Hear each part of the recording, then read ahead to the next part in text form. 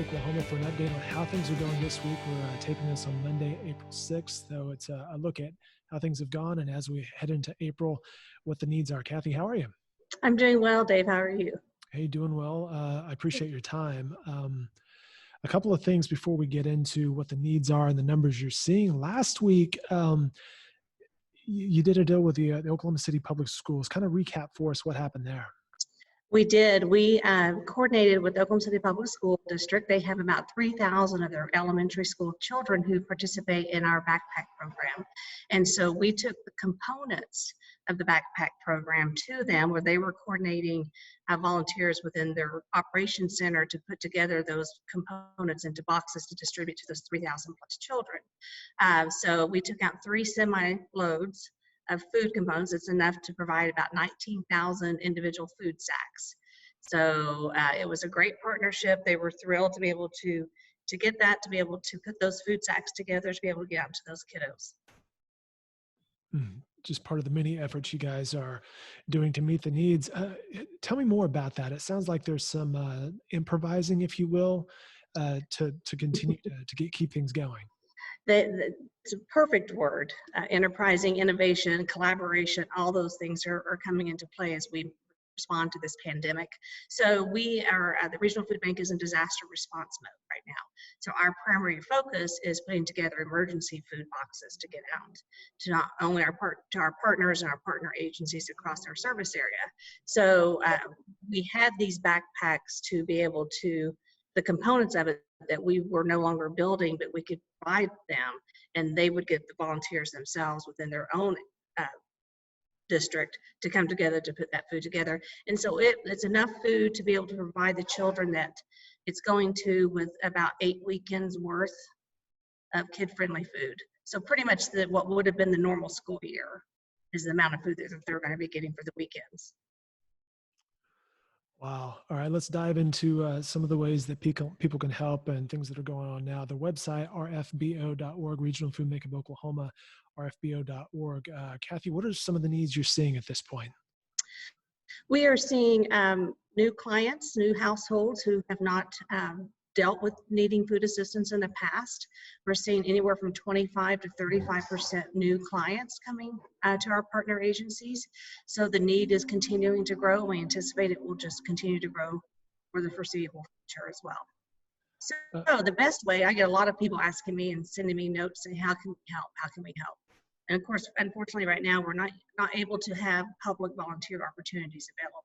So the best way they can help is to make a financial donation. We have a couple of options on that.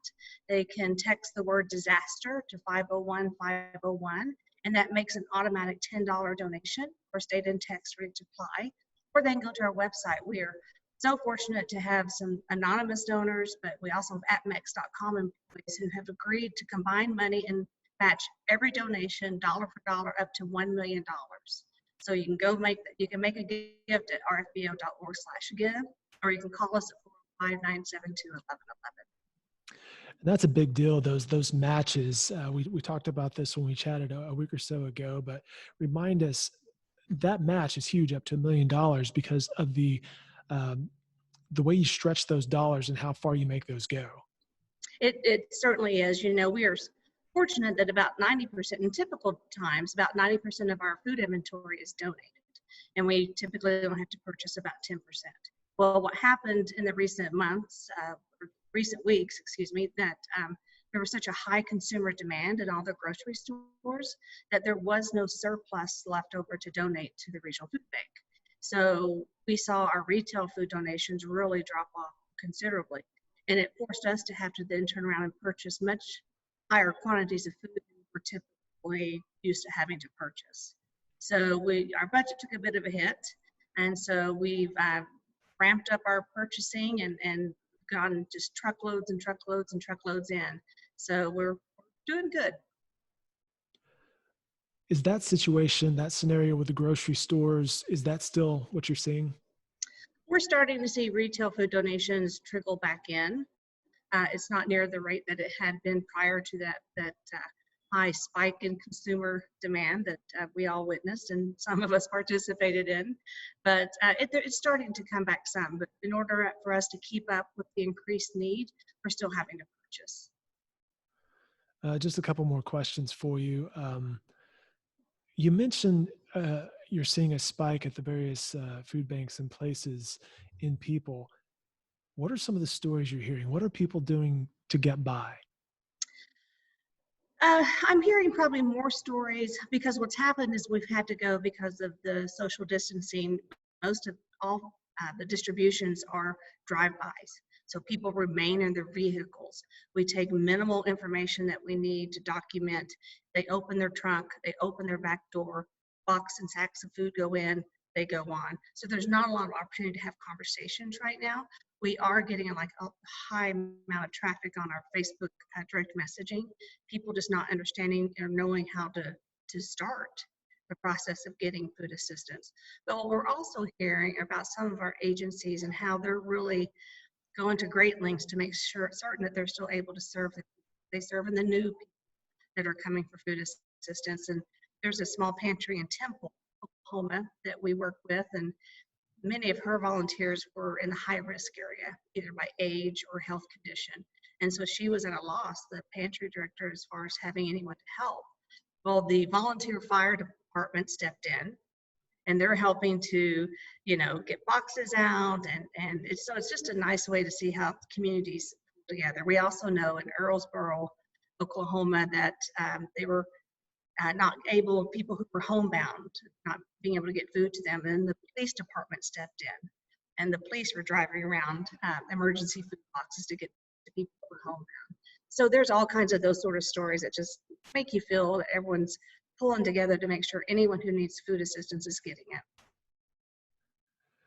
Those are heartwarming stories to hear for sure. And I'm sure you hear a bunch of those every day. But you mentioned some people aren't aware of how to get started. Perhaps we should answer that question real fast. If people are in need, I know there's a website, but sometimes there's technical obstacles or Sure. obstacles. What are some ways that steps to follow for people? Well, they can call us during the week, and our number is 405-972-1111. Then go to our website if they have access to rfbo.org/gethelp. And all they have to do is enter their zip code, and it pulls up a list of nearby pantries. All we ask is that they call that pantry prior, just so that they confirm the hours of operation and if there's any sort of like a photo ID required or such. So those are two ways that we can help. They can also call 211. Finally, Cathy, what are you doing to get by these days? I ask this of everybody I chat with. It's kind of a remote interview these days, and we're all doing our deal. But what do you do to get by? I think just hearing the stories, like I shared earlier, is a good motivation to keep getting the message out. We here at the Regional Food Bank have gone to 6-day work weeks. So I worked my first 8-hour shift on Saturday in the volunteer center. So Monday through Friday, I do my normal job. And then on Saturdays, we're rotating those among the essential staff that remain in-house. And so it was 8 hours. I typically sit at my desk typing away or on the phone. And so I was up and around, moved for 8 hours. And I hate to admit it, but I was really sore on Sunday. But it was a great camaraderie along with staff that I don't always get to work with on a day-to-day basis. And of course, we're still practicing very good social distancing within our volunteer center with our own staff. But that really kind of gave me a little boost of, positivity and seeing we were incredibly productive. We were very impressed with ourselves when we were done with it all. Of course, not near as productive if we'd had the full house of, our loyal volunteers in there. But, we were rolling up our sleeves and getting to work and having fun as well. Fantastic. Cathy, I'll let you go because I know you have important work to do, but thanks for sharing a little bit of time with us. And again, you can go online, rfbo.org, for much more information about the good efforts there at the food bank. Cathy, thanks so much. Please stay safe. Thanks, Dave. Same to you.